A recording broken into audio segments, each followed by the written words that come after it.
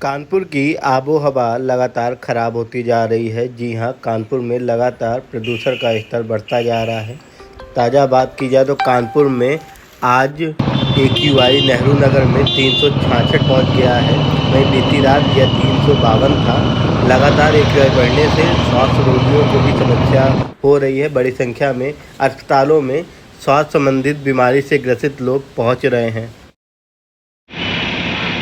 कानपुर की आबोहवा दिन प्रतिदिन खराब होती जा रही है। जी हाँ, कानपुर का जो एयर क्वालिटी इंडेक्स है वह 350 के पार पहुंच गया है। कल देर रात की बात करें तो कल देर रात कानपुर के नेहरू नगर में एयर क्वालिटी इंडेक्स 352 पहुँच गया था। वहीं आज सुबह यह 366 पहुँच गया है।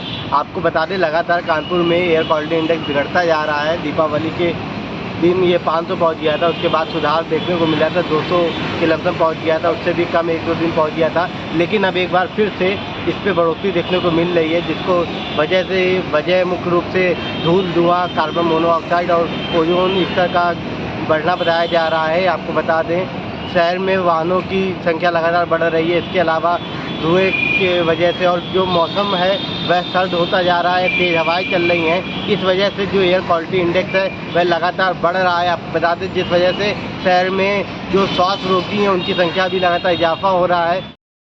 रोलिंग सर, कानपुर में AQI 350 के ऊपर पहुंच गया है, तो ऐसे में सांस संबंधित रोगी भी बहुत सामने आ रहे हैं। तो उनको क्या बचाव के लिए क्या करना चाहिए और कितने मरीज रोजाना के हिसाब से सामने आ रहे हैं?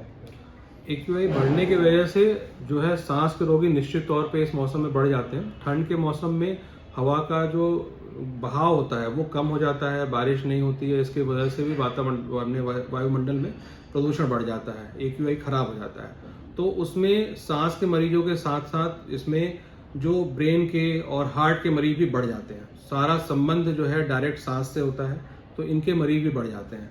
और कोरोना काल से ही जो एक मास्क का जो आम जनमानस में बढ़ गया था, चलन बढ़ गया था, उसको भी हम लोग को वापस से बढ़ाना चाहिए। मास्क, एक अच्छे क्वालिटी के मास्क को यूज़ करना चाहिए। जो सुबह सुबह जो हम लोग टहलने जाते हैं और उसमें जो है खासकर रोड्स पे टहलने जाते हैं, उसको भी हम लोग को थोड़ा सा अवॉइड करना चाहिए। AQI खराब होने से सबसे ज़्यादा असर जो है आता है हमारे ओल्ड एज के लोगों पर और बच्चों में। इसका प्रभाव बहुत देखना पड़ता है। तो जो भी अस्थमा के मरीज हों, COPD के मरीज हों, उनको इस मौसम में विशेष ध्यान रखना चाहिए। हम लोग के अस्पताल में इस समय चेस्ट के मतलब विशेषकर श्वास के रोगी बढ़े हैं, निश्चित तौर पर बढ़े हैं, और इसके जो कारण हैं उसमें एक वायु प्रदूषण एक प्रमुख कारण है। सांस के मरीजों को काफ़ी परेशानी हो रही है सांस लेने में, जिस वजह से लोगों को समस्या का सामना करना पड़ रहा है। मैं प्रताप सिंह, न्यूज़ 18 कानपुर।